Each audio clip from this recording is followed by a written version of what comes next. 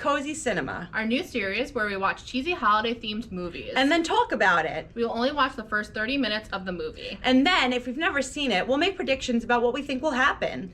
You can find all the movies we pick streaming online. So prepare to find your next guilty pleasure.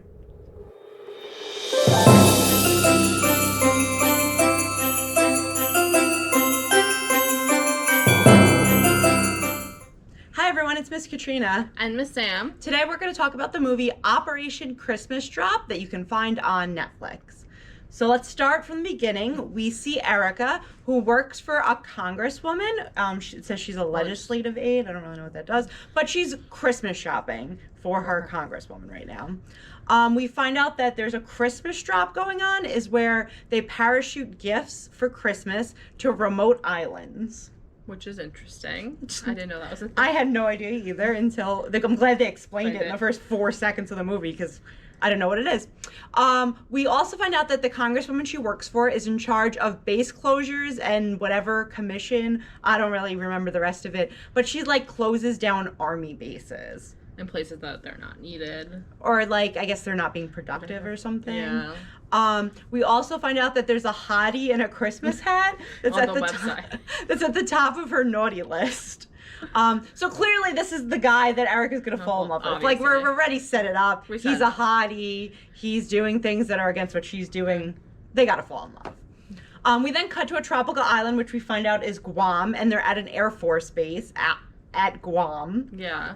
Which I'm pretty sure Guam is like super far away, right? I think so.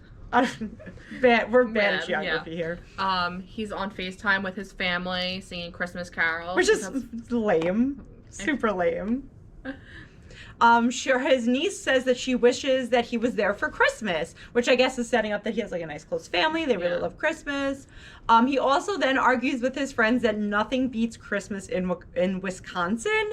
Like, yeah, sure, bro. I think there's lots of things that beat that. But Wisconsin is the place to go. I guess. His friend does joke and say that nothing is better than Christmas in Arizona, which again, like, I don't believe that either. I don't know if it's sarcastic or they're being serious. No, I think they're actually being serious. I guess that's their hometown, so that's like kind of what we're setting up, that they're like kind of homesick. But like, I feel like I wouldn't want to spend Christmas in either Wisconsin or Arizona. You know, maybe New York where like the tree is and stuff. But yeah. I guess we won't argue over that one. We also find out that there's a fundraiser this weekend because a lot of their donations for their Christmas drop was destroyed in like a storm, like a typhoon or something. Yeah, they all got destroyed. Okay, so then we go back to Erica, that we find out she's next in line for the chief of staff job. She rescues the congresswoman from a long talk with snow sculpture enthusiasts. I didn't know that's what they were. Oh, that's what they were. She explained it. Oh, I missed that part. Why are they at Capitol Hill talking to her? Maybe they're like lobbying for snow sculptures? Yeah. The congresswoman kind of seems like no nonsense. She doesn't really care about anyone. Yeah, she's looking to close down some Air Force bases in Guam. Shocking. And doesn't understand who does this Christmas drop thing. Yeah, and now there's an article, so it's brought to our attention. We all know about it, and we're like, oh no, we can't be wasting money.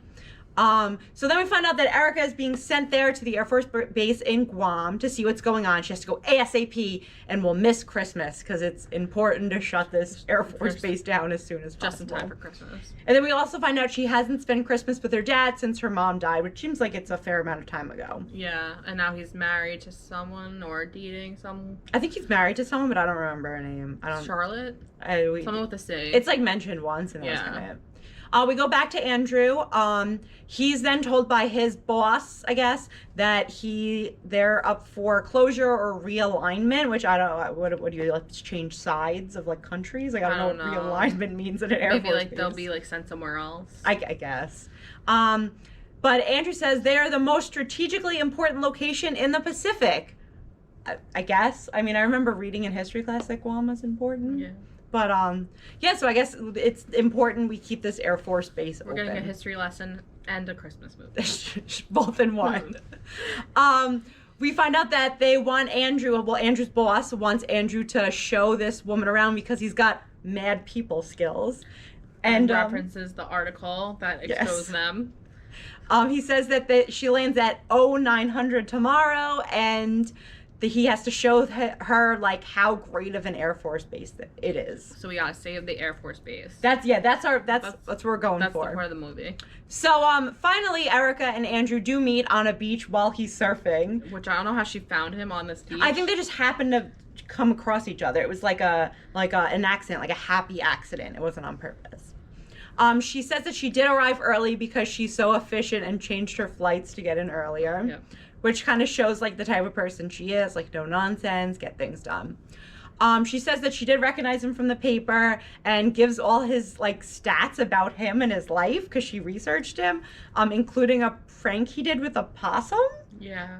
Which I don't know, okay. Which is also a little bit creepy. Like I would internet stalk someone, but then I wouldn't admit to internet stalking them. Just a light stalking before you go on a vacation. Yeah, you need to do that, but like you don't tell them you stalk them. You can't tell them the information you have. No. And then like sometimes you accidentally put out information, and then you have to be like, no, you told me that already. Yeah. You know, like lie about it. Yeah, I've definitely done that. So he guesses some information about her, but it's like sort of right. And then we find out that his call sign on like the radios is Claus. Not like Santa Claus though, like CLAWS, but we don't really know anything more about that. Yeah.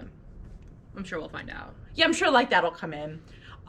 He does bring her to base housing and she's like, no, we're gonna start in 30 minutes. She's very efficient. Mm-hmm. Then there's like, he tells her that if you find a gecko, it's really good luck. And then there's like a scene where like there's this really weird and obviously fake gecko. Yeah, it's a very poorly done CGI. It's terrible. Orange gecko. It makes no sense. No, and then she's trying to free the gecko and get it out of her room. Maybe it like comes back later, like the gecko plays like an important part in the movie. It's lucky. I guess. I don't know. It was really She breaks really the air strange. Conditioner. She does. She's not used to this weather. No, it is very hot in Guam. And she's not happy. No.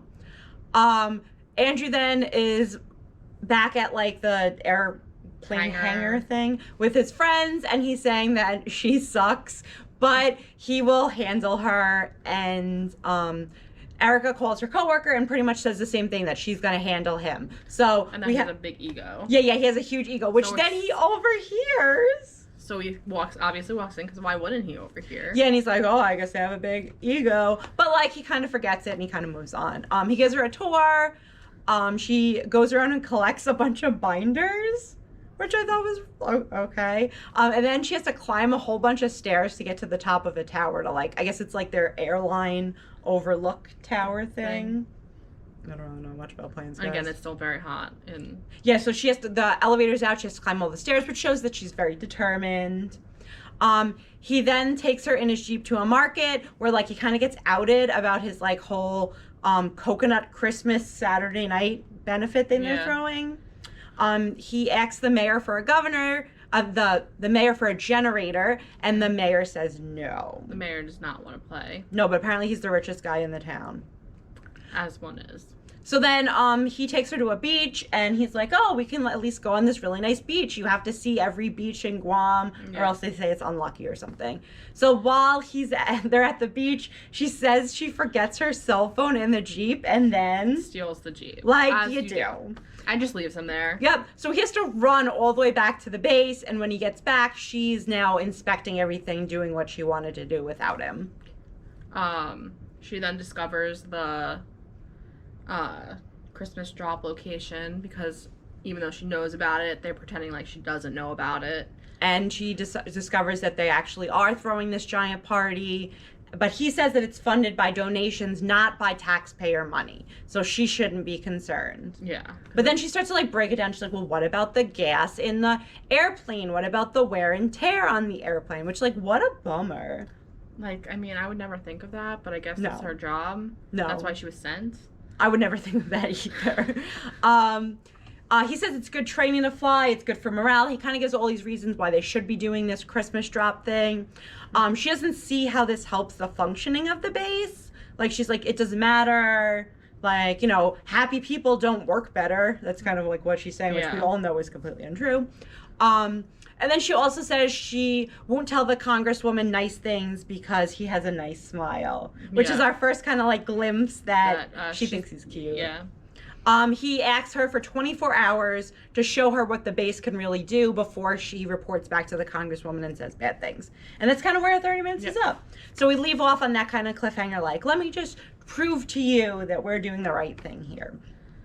So I've never seen this movie before. I've never. It's new. I think it's brand new. Yeah, it's pretty new. We have not seen it, which is pretty shocking for us. We watch all this garbage.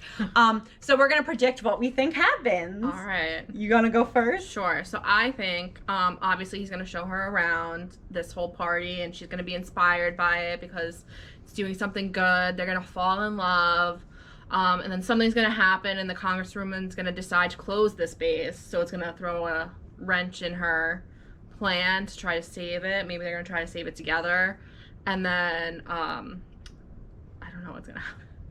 And I think that like you're going for like adversity, like it's gonna close and then they have to save it. I think he's gonna bring her over to his side and she's gonna be all on board with this, and she's gonna convince the congresswoman not to close it, and she's gonna like turn her steel heart into gold. I feel like the congresswoman's gonna decide to close it, so that then she's gonna decide to quit her job for the congresswoman. Oh, and then what? Move to Guam? I don't know, maybe. And like live in Guam? I guess. Forever? I mean, I guess that could happen. I feel like I'm going with like turn her cold heart into like love, and they're like, this is so great, we need to keep this open, and convinces them, and then like tries to do good and like comes back every year to whatever, or he gets sent to DC or something and they get to be together forever, because they're obviously going to be together forever and they're in love. Obviously.